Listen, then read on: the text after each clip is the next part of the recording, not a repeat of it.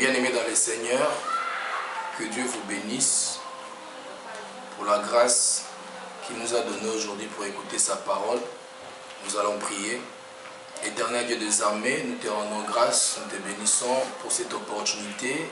Nous voulons écouter ta parole qui nous fortifie, ta parole qui nous console. Bénis toute personne qui va écouter cette parole. Au nom de Jésus, nous avons ainsi prié. Amen. Bien-aimés dans le Seigneur, nous voulons parler d'un thème très important. Nous allons lire nos Bibles du livre de Jean, chapitre 15, versets 6 à 7. Jean, chapitre 15, versets 1 à 7. Nous lisons pour la gloire de Dieu. Je suis le vrai cep et mon Père est le vigneron. Tout serment qui est en moi et qui ne porte pas de fruit, il les retranche. Et tout serment qui porte du fruit, il émonde afin qu'il porte encore plus de fruits. Déjà vous êtes purs à cause de la parole que je vous annonce. Demeurez en moi et je demeurerai en vous. Comme le sarment ne peut lui-même porter du fruit, il ne demeure attaché au cep. Ainsi vous ne le pouvez non plus si vous ne demeurez en moi. Je suis le cep, vous êtes le sarment. Celui qui demeure en moi et en qui je demeure porte beaucoup de fruits, car sans moi, vous ne pouvez rien faire. Si quelqu'un ne demeure pas en moi, il est jeté dehors comme les sarments, et il sèche, puis on ramasse les sarments, on le jette au feu et il brûle. Si vous demeurez en moi, et que mes paroles demeurent en vous, demandez ce que vous voudrez, et cela vous sera accordé. Amen. Bienvenue dans le Seigneur. Le thème que nous voulons exploiter aujourd'hui s'intitule « Demeurer en Jésus-Christ ». Par rapport à ce que nous venons de lire dans la Bible, nous allons comprendre que la vie sans Jésus-Christ n'a pas de sens. La vie sans Christ n'a pas de sens. Mon frère, ma soeur, demeurer en Jésus-Christ veut dire que Christ doit habiter en nous. Nous devons refléter l'image de Jésus-Christ. Le fait d'avoir Christ dans sa vie et que Christ demeure en nous, c'est ça la plus grande bénédiction. Alléluia. Voilà pourquoi nous voulons parler de ce thème aussi capital, demeurer en Jésus-Christ. Nous devons placer Christ en premier lieu dans chaque domaine de nos vies. Bien-aimés dans le Seigneur, aujourd'hui la plupart des gens courent derrière la bénédiction, la richesse, la prospérité, plusieurs choses, alors que l'essentiel c'est d'avoir Jésus-Christ en nous. La Bible dit c'est Jésus-Christ qui est le vrai cep. Il dit je suis le vrai cep et mon Père est le vigneron. Christ est le vrai cep et nous devons s'attacher à ce Jésus-Christ. Si nous avons Jésus-Christ, nous aurons le succès devant nous. Et il est clair, si vous lisez le verset 7, Jésus dit, si vous demeurez en moi et que mes paroles demeurent en vous, tout ce que vous demanderez vous sera accordé. Cela veut dire simplement, des fois, nous ne recevons pas parce que nous prions mal. Des fois, nous ne recevons pas parce que nous ne savons pas demander. Simplement parce que Christ ne demeure pas en nous. Mon frère, ma soeur, si Christ demeure en nous, si nous plaçons Jésus-Christ en premier lieu, tout ce que nous allons demander nous sera accordé. Alléluia. Tout ce que nous allons demander nous sera accordé. Simplement parce que Christ demeure en nous. Mais la plupart des gens ne laissent pas la place à Christ dans leur cœur. La plupart des gens, Christ ne demeure pas dans leur cœur. Ils suivent Jésus par rapport à leurs besoins, par rapport à leurs désirs, par influence, parce que les gens aillent à l'église, parce qu'ils voient des gens aller prier. Voilà pourquoi eux aussi ils suivent Jésus-Christ. Ils n'ont pas le vrai cep qui est Jésus-Christ en eux. Or, en lisant ces versets, nous allons comprendre que si Christ est en nous, nous allons voir la main puissante et agissante de Dieu. Et Paul a compris ces choses. Il a dit, si moi je vis, ce n'est plus moi qui vis, mais c'est Christ qui vit en moi. Mon frère, ma soeur, Christ doit vivre en nous. Christ doit demeurer en nous. Ça, nous devons refléter l'image de Jésus-Christ. Quand les gens vont nous voir, ils doivent voir Christ en nous. Et le fait que Christ sera en nous, le fait que Christ va demeurer en nous, il va habiter dans nos cœurs. Tout ce que nous allons entreprendre, tout ce que nous allons faire, cela va réussir. Mais la plupart des gens n'ont pas encore compris ces choses-là. Et la Bible est claire, la Bible dit, vous ne recevez pas parce que vous demandez mal. Le fait d'aller à l'église cela ne veut pas dire que Christ demeure en nous. Non. Pour que Christ demeure dans nos cœurs, pour que Christ habite en nous, nous devons accepter sa parole. La parole de Jésus-Christ, en fait, c'est Christ lui-même. Alors, la parole doit habiter en nous. La parole de Jésus doit demeurer en nous. Voilà pourquoi la Bible dit dans le livre de Josué que ces livres de la loi ne s'éloignent point de ta bouche. Médite ces livres de la loi jour et nuit, afin de réussir dans tout ce que tu vas entreprendre. Mon frère, ma soeur, si nous voulons réussir dans tout ce que nous allons entreprendre, si nous voulons aller de l'avant dans tout ce que nous allons faire dans nos entreprises, il faut que cette parole qui est Jésus-Christ demeure en nous. Nous devons faire de cette parole-là une culture, puisque la parole c'est Jésus. Si cette parole demeure en nous, même les vents, quand ça va souffler, même quand la tempête va s'élever, puisque Jésus-Christ demeure en nous, nous ne serons pas influencés. La plupart des gens sont influencés quand la tempête s'élève dans leur vie, simplement parce que Christ ne demeure pas en eux. Voilà pourquoi souvent de telles personnes tombent. Mais si tu as la parole de Dieu en toi, si tu as l'évangile de Christ en toi, si Christ demeure en toi, même quand les difficultés vont venir, même quand la souffrance va venir, même quand les problèmes vont t'attaquer, même quand le diable viendra t'attaquer, si la parole de Jésus habite en toi, si Christ demeure en toi, mon frère, ma soeur, tu iras de l'avant. Mon frère, ma soeur, tu vas réussir. Voilà pourquoi j'aime beaucoup ce thème, demeurer en Jésus-Christ. Et que Christ demeure en toi, toi tu demeures en Christ. En fait, avec Christ, il veut être un. Comme Christ a dit, moi et le Père, nous sommes un. Allez lire dans la Bible, dans Jean chapitre 17, vous allez voir la prière que Christ a fait, la prière sacerdotale. Comment est-ce qu'il dit, Père, je n'ai pas perdu tes enfants. Je veux que toi tu demeures en moi et que moi avec toi nous sommes un. Et qu'eux aussi soient un avec moi. Si tu veux être un avec Jésus-Christ, si tu veux être en parfaite harmonie avec Jésus-Christ, si tu veux que tout ce que tu vas faire, que cela puisse réussir, que cela puisse aller de l'avant, Jésus-Christ doit demeurer dans nos cœurs. Et nous devons demeurer en lui. Christ doit avoir la première place. Mais c'est un Dieu qui est, comme j'ai toujours dit, quelque part c'est un Dieu démocrate. Je pensais que quand il va venir dans nos cœurs, il va dire, j'ai l'opportunité où je peux directement entrer dans ton cœur. Mais il est clair dans ses propos. Jésus dit, je me tiens devant la porte de ton cœur. Je frappe.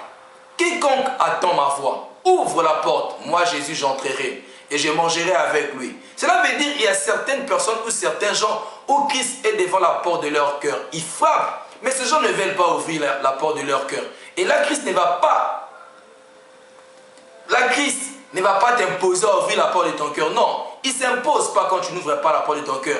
Mais à ceux-là qui vont écouter la parole, s'ils ouvrent leur cœur, c'est Jésus-Christ là, plein de bonté, plein de compassion. Il va entrer, il va demeurer dans ta vie, il va demeurer dans ton cœur, il va habiter, il va rester ensemble avec toi, il va faire route ensemble avec toi. Voilà pourquoi même dans ce livre de Jean chapitre 15, la Bible déclare, Jésus-Christ dit, sans moi vous ne pouvez rien faire. Mon frère, ma soeur, rassurez-vous, dans cette marche chrétienne, dans cette vie quotidienne où nous marchons tous les jours, sans Jésus-Christ, on ne peut rien faire. Sans Jésus-Christ, nous sommes incapables de faire quoi que ce soit. La vie sans Jésus-Christ n'a pas de sens. Jean chapitre 15 dit cela. Sans moi, vous ne pouvez rien faire. Mon frère, ma soeur, on ne peut rien faire sans Jésus-Christ. Voilà pourquoi j'aime dire aux gens, la vie où nous vivons aujourd'hui, il n'y a que deux chemins. Il n'y a que deux choix à faire. Soit nous sommes avec Jésus, soit nous sommes avec les diables. Il n'y a que deux forces qui dominent le monde. Il n'y a que deux forces qui dominent ce monde, mon frère, ma soeur. Soit nous sommes dans le camp de Jésus, soit nous sommes dans le camp du diable. Ceux-là qui disent que moi je n'accepte pas Jésus, je ne suis pas du côté du diable, ils sont au milieu, ces gens-là seront vomis par Dieu. Et rassurez-vous, si tu n'es pas à côté de Jésus-Christ, tu es d'office avec le diable. Tu es d'office avec le diable, ça c'est clair. Et si peut-être le malheur ne t'atteint pas aujourd'hui, simplement parce que le diable ne s'occupe pas de toi. Ne pense pas que comme les gens viennent dire, moi j'ai le sang fort, les diables ne peuvent rien faire contre moi. Non, rassure-toi mon frère, ma soeur.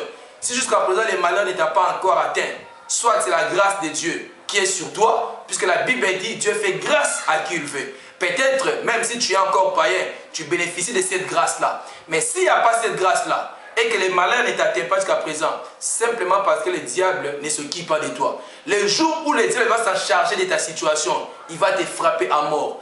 Et le diable n'a peur de personne. Alléluia.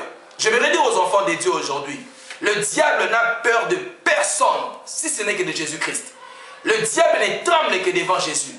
Le diable ne tremble que devant le roi des rois, le Seigneur des seigneurs, le tout-puissant, qui est Jésus-Christ. Les diables ne peuvent pas trembler devant toi. Tu ne représentes rien devant les diables. Mais les chrétiens qui ont Christ dans leur cœur, les chrétiens auxquels Christ demeure dans leur cœur, ce sont de telles personnes-là que les diables craignent.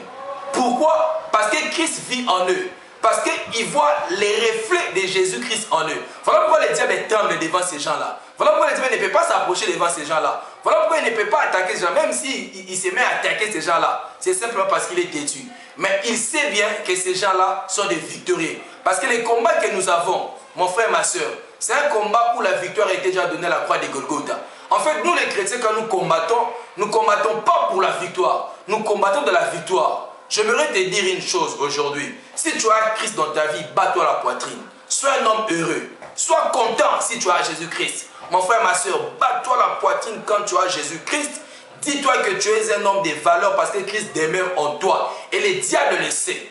Vous pensez que si les diables avaient tenté Christ après la prière à la montagne, les diables auraient peur de te tenter? D'autant plus, il a osé tenter celui qu'il a créé. Jésus-Christ, le roi des rois. Il a osé quand même tenter ces dieux-là. À combien plus forte raison, nous, ses disciples, ne serons pas tentés. Mais au-delà de tout, même si nous sommes tentés par les diables, même si nous sommes attaqués par les diables savent que quand on a Christ, quand nous sommes en Jésus-Christ, et que sa parole demeure en nous, il sait que la victoire est certaine. Voilà pourquoi quand il est venu tenter Jésus-Christ, les deux, quand il parlait, il y avait un verbe ou une parole que ces deux personnes utilisaient. Il est écrit, il est écrit. Il est écrit, il est écrit. C'est pour te dire que le diable connaît la parole de Dieu, mais il n'applique pas cela. Mais Jésus-Christ aussi connaît la parole, puisque c'est lui en fait qui est la parole. Christ est la parole. Voilà pourquoi les diables, pour tenter un enfant de Dieu, il ne va pas loin. Il utilise toujours la parole de Dieu. Même quand il est allé tenter Job, il a eu la permission venant de Dieu. Il est parti, il a fait tout ce qu'il pouvait faire. Mais Job a compris que mon rédempteur s'élèvera les derniers. Dieu dit, cet homme, c'est un homme intègre. Pourquoi cet homme était intègre? Parce que la parole de Dieu demeurait en Job. Même si sa femme pouvait dire, Job, mon mari, maudit c'est Dieu et meurt. Job ne pouvait pas maudire Dieu. Parce que Job savait que Dieu demeurait en lui. Il avait la puissance de Dieu en lui. En fait, Job savait que son bonheur n'était pas la richesse qu'il avait, mais son vrai bonheur, c'était les dieux qu'il servait. Et aujourd'hui, j'aimerais aussi te dire, les vrais bonheurs, ce n'est pas les voitures. Les vrais bonheurs, ce ne sont pas les maisons. Les vrais bonheurs, ce ne sont pas tout ce que nous voyons ici. Ce n'est même pas les robes. Ce n'est même pas je ne sais pas moi quoi. Les vrais bonheurs, c'est d'avoir Jésus-Christ dans sa vie. Les vrais bonheurs, c'est quand Christ demeure dans ton cœur. Les vrais bonheurs, c'est quand Jésus-Christ prend la première place dans ta vie. C'est quand Jésus-Christ prend la première place dans ton cœur. Quand Christ dirige tes pas, c'est ça les vrais bonheurs. Là, tu seras la tête et jamais la queue. Là, tu seras les premiers, jamais les derniers. Là, tu seras en haut et jamais en bas. Parce que Christ demeure en toi. Et là, quand tout temps va forger contre toi, sera annihilé sans effet. La plupart des gens prononcent tous ces versets bibliques. Tout temps forgé contre moi sera annihilé sans effet. Je serai la tête et jamais la queue. C'est bien bon de dire toutes ces choses-là. Mais pour vivre cela, pour vivre l'accomplissement de toutes ces paroles bibliques que nous prononçons, Jésus-Christ doit demeurer en nous. Christ doit habiter en nous. Nous devons marcher dans la crainte de Dieu, dans la sanctification. Et là, Christ va habiter en nous parce que Christ ne cohabite pas avec le péché. Quand nous allons nous séparer avec le péché, quand nous allons ouvrir nos cœurs, on va laisser une grande place à Jésus-Christ et il va habiter en nous. Tout ce que nous allons faire, cela va réussir. Et quand nous allons prononcer de tels versets, je serai la tête et jamais la queue, cela va s'accomplir parce que Jésus-Christ demeure dans nos cœurs. Voilà vous voulez faire comprendre ça à ses disciples. Il leur disait, sans moi, vous ne pouvez rien faire. Mon frère, ma soeur, là où tu es, si tu écoutes cette parole, j'aimerais te dire, au-delà de tout, laisse ton cœur, laisse Jésus-Christ prendre la place dans ton cœur, laisse Jésus-Christ diriger ta vie, laisse Christ prendre les devants dans ta vie, qu'il demeure en toi, qu'il habite en toi, que lui seul qui puisse diriger ta vie, que lui seul qui puisse orienter ta vie. Et tout ce que nous allons demander sera exaucé. La Bible dit, vous priez, mais vous ne recevez pas. Vous demandez et vous ne recevez pas, simplement parce que vous demandez mal. Et si nous demandons mal, pourquoi? Parce que Jésus-Christ ne demeure pas en nous. Parce que la parole de Dieu, la parole de Jésus-Christ ne demeure pas en nous. La Bible dit, au commencement était la parole, et la parole était avec Dieu. La parole était, cette parole était Dieu. Elle a habité avec les hommes. Elle est allée chez les siens, et les siens ne l'ont pas reçue. Mon frère, ma soeur, cette parole-là qui a habité avec les hommes, cette parole-là qui s'est fait chair, c'est Jésus-Christ de Nazareth. Mais écoutez ce que dit la Bible. À tous qui l'ont reçu, c'est-à-dire à toutes ces personnes-là qui ont reçu Christ dans leur vie, que Jésus-Christ demeure dans leur vie, il les a donné le pouvoir de devenir enfants de Dieu. Cela veut dire quoi? Quand tu as Christ dans ton cœur, quand Christ demeure dans ton cœur, quand Christ habite dans ton cœur, d'office tu as un pouvoir de dominer, un pouvoir d'être au-dessus, un pouvoir d'être un homme fort. Il est clair, il dit à tous ceux qui l'ont reçu, il les a donné le pouvoir de devenir enfants de Dieu. Mon frère, ma soeur, si tu veux recevoir un pouvoir venant de Dieu, si tu veux recevoir une puissance venant de Dieu, si tu veux que le pouvoir de Jésus-Christ t'accompagne dans tes entreprises, dans tout ce que tu vas faire, laisse Christ demeurer dans ton cœur. Sois un avec Jésus-Christ. Que les gens puissent voir Christ en toi. Quand les gens vont te voir, ta façon de parler, ta façon d'agir, dis-toi, Christ à ma place, qu'est-ce qu'il allait faire? J'ai souvent dit ça aux gens. Avant chaque réaction, pose-toi la question, est-ce que Christ à ma place allait agir ainsi? C'est ça la question à se poser. Quand tu as des problèmes, quand les gens en veulent, quand les gens ne veulent pas de toi, quand les gens cherchent à tourmenter ta vie, pose-toi la question, Christ à ma place allait faire quoi? Oh mon frère, ma soeur, voilà pourquoi les disciples étaient heureux quand Christ était avec eux. Mais Jésus voulait leur faire comprendre, un jour je ne serai pas avec vous, vous aurez cette parole. Au travers de cette parole, vous allez faire des grandes choses. Oh mon frère, ma soeur, laisse-moi te dire, au temps de la fin où nous sommes arrivés, Christ doit demeurer en nous. Petit à petit, le monde tend à sa fin. Et même pour aller au ciel, pour être sauvé, bénéficier du royaume des cieux, Christ doit demeurer en nous. Sans Jésus-Christ, nous ne pouvons rien faire. Sans Jésus-Christ, on ne peut même pas aller vers Dieu. La Bible dit on ne peut pas passer vers Dieu, ce n'est que par le Fils. C'est-à-dire on ne peut pas aller au ciel sans pour autant avoir Jésus-Christ. Il faut avoir Christ en lui. En fait, c'est simplement pour dire que Christ est la totalité de toutes choses. Christ est la totalité de toutes choses. Voilà pourquoi je dis, la vraie bénédiction, le vrai bonheur, c'est d'avoir Jésus-Christ dans ta vie. C'est d'avoir Jésus-Christ dans sa vie. C'est ça le vrai bonheur. Mon frère, ma soeur, si tu lis la parole de Dieu, tu vas voir que tous ces gens qui ont fait des grandes choses, ils avaient compris l'apport de Christ dans leur vie. Les gens comme Étienne, capable de donner sa vie pour Jésus, il savait à qui il avait posé sa confiance. Cet homme, alors qu'il devait être lapidé, il dit, je vois les ciels ouverts, Jésus-Christ debout à la droite de Dieu le Père. Mon frère, ma soeur, une telle personne, s'il doit voir Christ debout à la droite de Dieu le Père, cela veut simplement dire que Christ demeurait en lui. La vie ne pouvait rien dire devant Étienne. C'est-à-dire, même si je pouvais être lapidé, je sais que Christ demeure en moi. J'ai le vrai salut, le vrai bonheur. Même si la chair, même si le corps peut mourir, mais Christ demeure en moi. C'est Jésus-Christ ne peut pas mourir. Ensemble, on va faire route avec lui jusqu'au ciel. Oh mon frère, ma soeur, là où tu es, en écoutant cette parole, j'aimerais te dire, laisse Jésus-Christ demeurer dans ta vie. Laisse Christ habiter en toi. La Bible déclare, demeurez en moi et je demeurerai en vous. Ça, c'est Dieu qui dit ça. Demeurez en moi et je demeurerai en vous. Nous devons demeurer en Jésus. Nous devons demeurer en lui. Il est clair dans le verset 4 du chapitre 15 du Jean. Il dit, demeurez en moi et je demeurerai en vous. Comme le sarment ne peut lui-même porter du fruit. Mon frère, ma soeur, il est clair. Il dit, comme le sarment de lui-même peut porter du fruit s'il ne demeure attaché au ciel. Nous sommes des sarments, nous chrétiens. Si nous ne sommes pas attachés à Jésus-Christ qui est le cep, on ne peut pas apporter les fruits. Pour apporter les fruits, on doit être attaché à Jésus-Christ. Pour vivre la même puissance agissante de Dieu, pour vivre les fruits du bonheur, Pour vivre le fruit de la réussite, attachons-nous à Dieu. Mais la plupart des gens sont séparés avec Dieu. Il n'y a plus contact entre serment et cep. Il n'y a plus contact entre chrétiens et le cep. Et laissez-moi vous dire, si les contacts n'existent pas, la vie n'a plus de sens. Nous serons jetés dans le feu, comme dit la Bible. Nous serons mis à côté et nous n'allons pas porter les fruits. Bien-aimé dans le Seigneur, la vraie délivrance, c'est quand tu as Christ dans ta vie. Tu es délivré.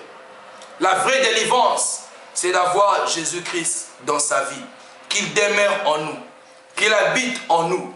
Les gens comme des Timothée, ils ont compris de telles choses. Les gens comme des Paul, ils ont compris de telles choses. Quand on pouvait dire que la mort n'est qu'un gain, ces gens ont compris que même la mort ne peut plus me faire peur quand j'ai Jésus-Christ en moi.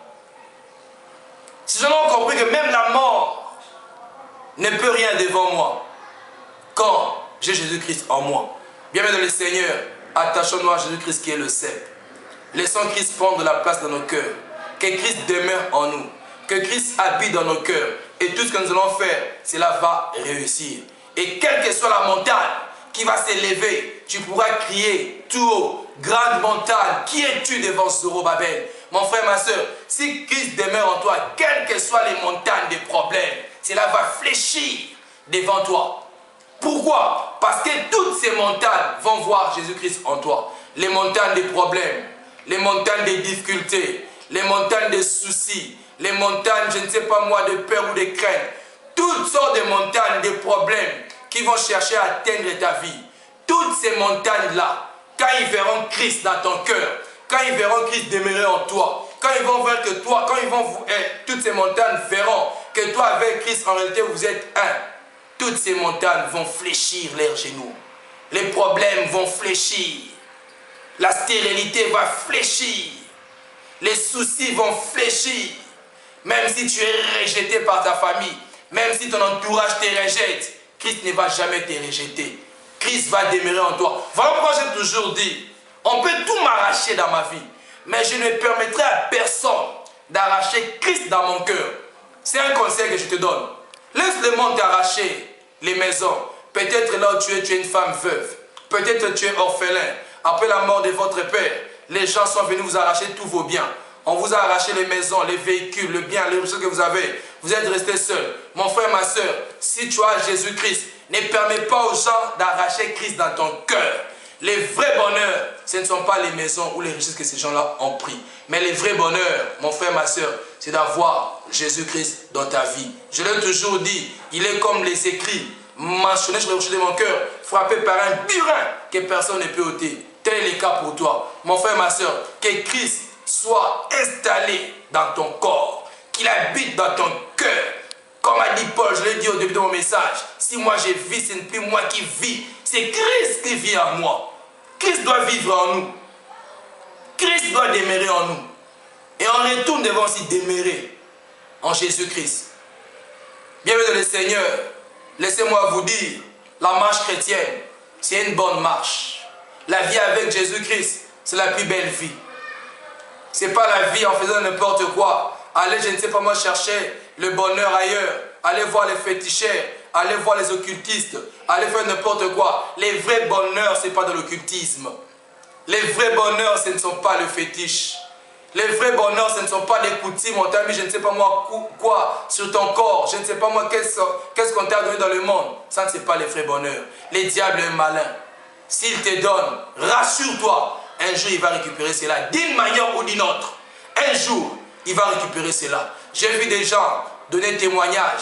J'ai vu des gens qui ont servi les diables.